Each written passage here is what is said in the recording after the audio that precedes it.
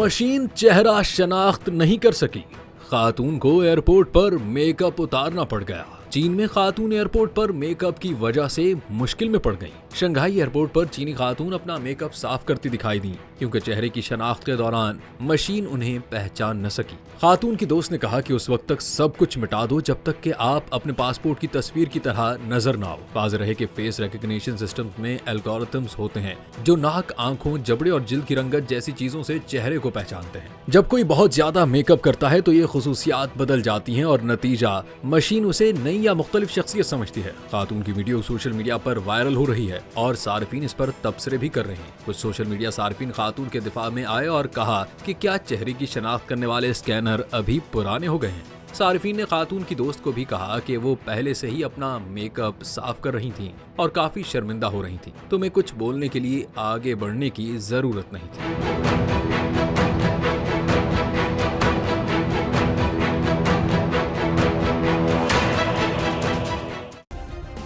Subscribe करें और bell दबाएं ताकि कोई खबर रह न जाए।